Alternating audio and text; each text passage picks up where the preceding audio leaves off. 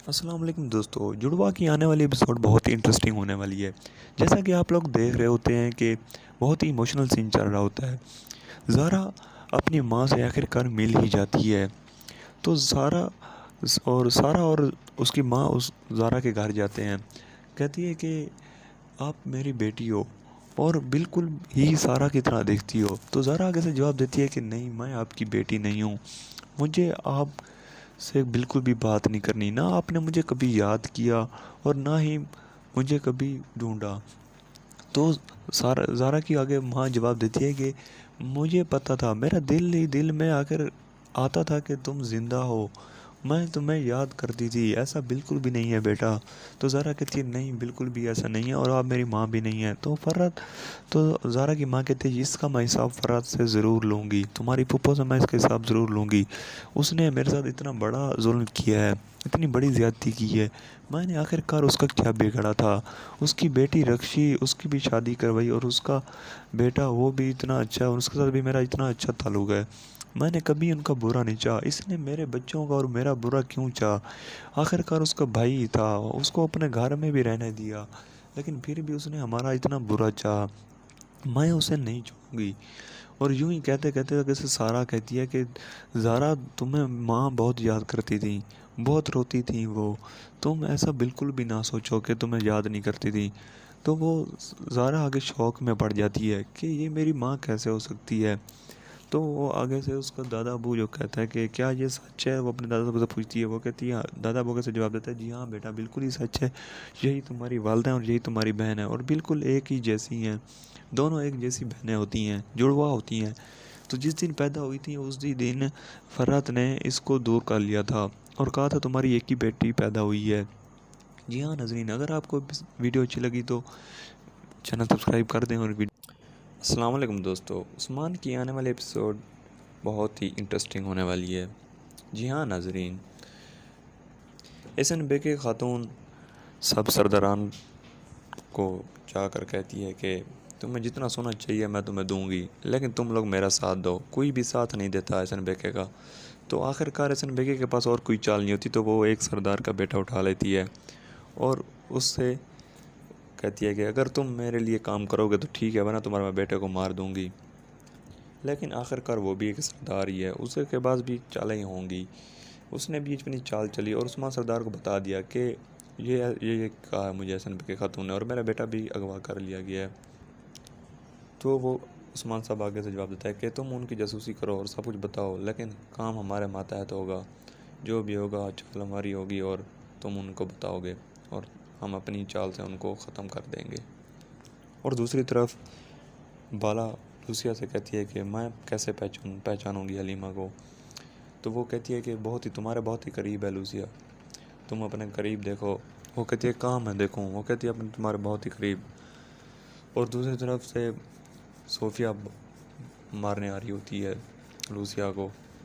जी हाँ नाजरीन, कल की आने वाली एपिसोड बहुत इंटरेस्टिंग ये है। अगर आप लोगों को वीडियो अच्छी लगी तो मेरा चैनल सब्सक्राइब। अस्सलाम वालेकुम नाजरीन, कुल उस्मान की आने वाली एपिसोड बहुत इंटरेस्टिंग होने वाली है। जी हाँ नाजरीन, जैसा कि आप लोग देख रहे होते हैं कि बाला लूसिया से पूछताछ कर रही होती है कि आखिर मेरी बेटी कहाँ पर है।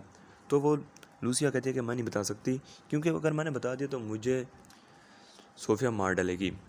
तो और सोफिया किले तक पहुंच जाती है और हरिस्तु भी उसके आगे होता है और वो हरिस्तु को की गर्दन से पकड़ लेती है कि तुम अभी तक यहीं तक पहुंचे। और जबकि बाला वहाँ पर लूसिया से सब पूछताछ कर रही है। तो जल्दी से भागते हुए आते हैं और अलाउद्दीन देख लेता है कि बाला आ रही है। तो वो अलाउद्दीन बाला को बाला को बताता है कि सोफिया आ रही है। तो जल्दी से निकलने की कोशिश करते हैं और पीछे से सोफिया तीर चलाती है और वो सीधा लूसिया के सीने पर आकर लगता है। और लूसिया कहती है कि ये उसका नाम पोइना है और आखिरकार वो नाम बता ही देती है। जी हाँ नाज़रीन, वक्त इसलिए आप कल की वीडियो में देखेंगे। दोस्तों, कल की आने वाली एपिसोड बहुत ही इंटरेस्टिंग होने वाली है। जैसे कि आप लोग देख रहे होते हैं कि अलाउद्दीन और गोंजा उसके सोफिया के रूम के बाहर खड़े होते हैं और सारी बातें सुन लेते हैं। सोफिया अपने शकीर से कह रही होती है कि हलीमा का सिर्फ एक ही सुराग रह गया है।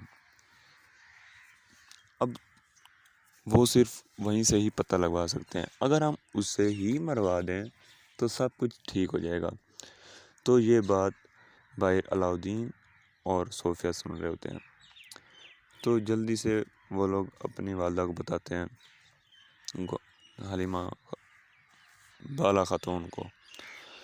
तो उनकी वालदा जल्दी से आ जाती है और जगह भी सारी पता चल जाती है। तो वहाँ से हौलो-फिरा कहती है मैं भी चलती हूँ, मुझे सारा रास्ता मालूम है। तो वो भी आ जाती है। तो वहाँ जाकर आखिरकार उनसे मिल ही लेते हैं। तो वो उसका नाम बता देती है कि उसका नाम पोइना है।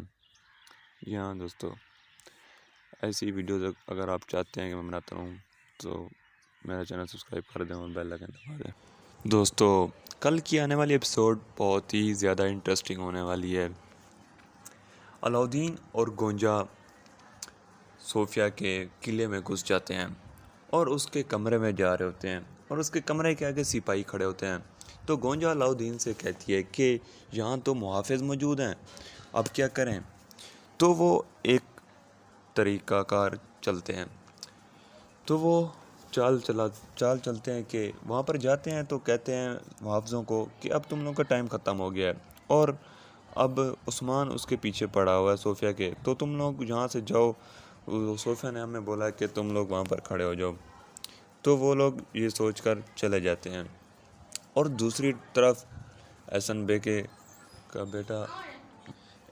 का बेटा मंगोलों का काफ़िला लेने गया होता है और एहसन बेके खुद उस्मान के कबीले में होती है और एहसन बेके का बेटा सारगुन कबीले में दौड़ता हुआ आता है और सांस फूली होती है उसकी। तो उसकी माँ कहती है कि आखिर क्या हुआ है तुम्हें, ऐसे कैसे आ रहे हो तुम। तो वो कहती है कि हमारे काफ़िले पर हमला, वो कहता है कि हमारे काफ़िले पर हमला हो गया है। तो एहसन बेके कहते हैं किसकी इतनी ज़रूरत हुई, कौन हमारे काफ़िले पर हमला कर सकता है। तो वो आगे से जवाब देता है कि अल्तुगा ने हमला किया है। जी हाँ नाज़रीन, बाकी तफ़सील आप अगले